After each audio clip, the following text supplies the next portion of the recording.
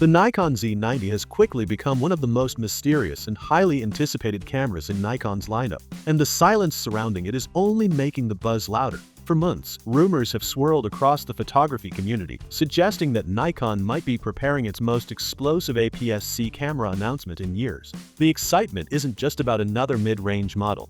It's about a crop sensor camera that could potentially redefine Nikon's mirrorless strategy. If even half of the rumored specifications turn out to be true, the Nikon Z90 could shake up the entire camera industry, challenging Canon's EOS R7, putting pressure on Sony's APS-C lineup, and finally giving longtime D500 users the mirrorless upgrade they've been waiting for. What makes the Nikon Z90 so intriguing isn't just its expected power.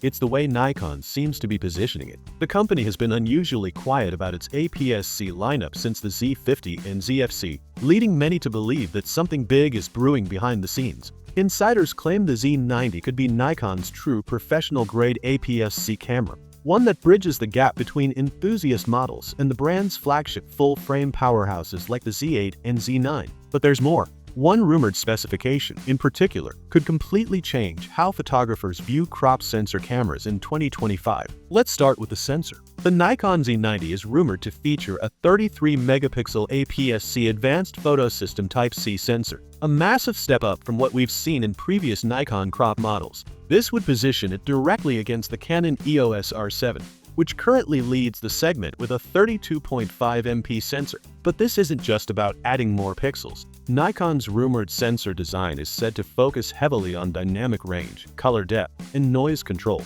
ensuring that the Z90 performs impressively in both bright daylight and low-light environments. Paired with the company's new Speed 7 processor, the same image engine used in the Z8 and Z9, this combination could bring next-level image quality and performance to APS-C shooters. The inclusion of the Speed 7 processor also means we can expect major improvements in speed and autofocus. Nikon's deep learning autofocus algorithms, first introduced in the Z9, are said to be coming to the Z90, bringing with them advanced subject detection capabilities. Early leaks suggest it could recognize and track not just human eyes, but also animals, vehicles, and even aircraft, all with incredible precision. The rumored autofocus system features an astonishing 493 focus points that nearly cover the entire frame, a huge leap from the D500's once legendary 153-point system. For action photographers and wildlife enthusiasts, this could be a dream come true: fast, accurate, and consistent performance across a wide variety of situations. And it doesn't stop there. Burst shooting performance on the Nikon Z90 is expected to reach 15 frames per second with full autofocus and exposure tracking. That places it squarely in competition with Canon's EOS R7, which can achieve 15 FPS mechanical and up to 30 FPS electronic. For those capturing fast-paced sports, wildlife, or high-action scenes, this kind of speed could be a game-changer. The buffer size hasn't been confirmed yet, but considering Nikon's recent advances with CF Express storage and memory management, it's safe to assume the Z90 will be built to handle long continuous bursts without choking. Perhaps one of the most significant rumored upgrades, and one that sets the Nikon Z90 apart from previous Nikon APS-C models, is the inclusion of in-body image stabilization IBIS. This 6-stop IBIS system, similar to what's found in the Z8, would give handheld shooters a huge advantage, especially when working with telephoto lens or shooting in low light. The Z50 and ZFC both lack this feature, forcing photographers to rely solely on lens stabilization.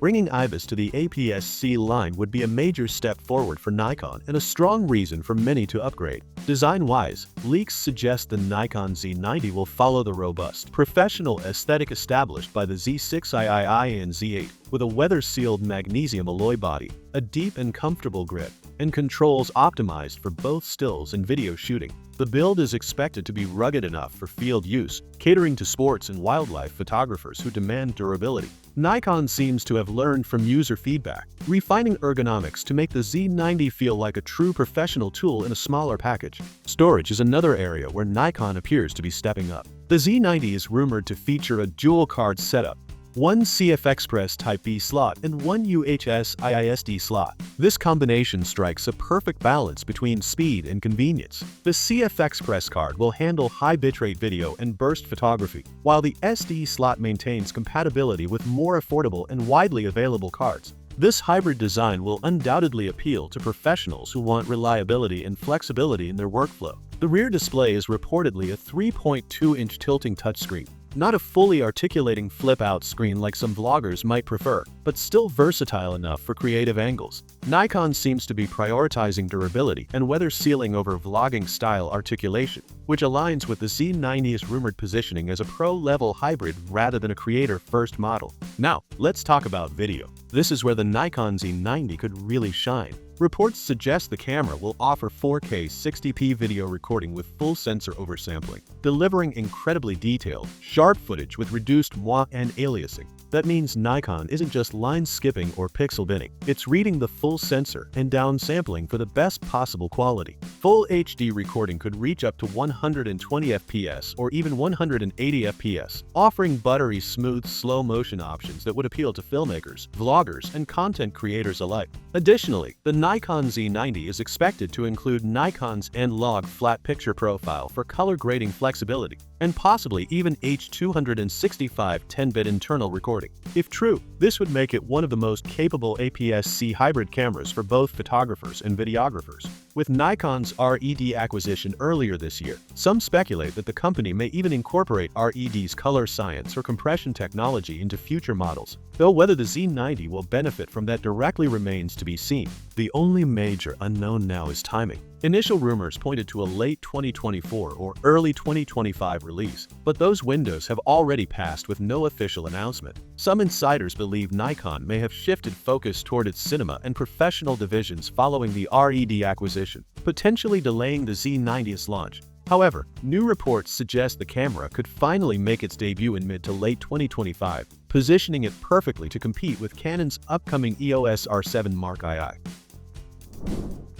The real question is whether Nikon will take the lead. The Z90 has the potential to unite photographers from both the DSLR and mirrorless worlds, especially longtime D500 users who've been waiting nearly a decade for a worthy successor. With the right balance of innovation, power, and price, Nikon could finally reclaim dominance in the enthusiast and semi-pro crop sensor market. Until Nikon makes it official, all we can do is wait. But one thing is certain, if the Nikon Z90 turns out to be as good as the leaks suggest, it won't just be another camera launch. It'll be a statement, a signal that Nikon still knows how to surprise, innovate, and lead. So stay tuned, because when the Nikon Z90 finally arrives, it just might be the crop sensor revolution everyone's been waiting for.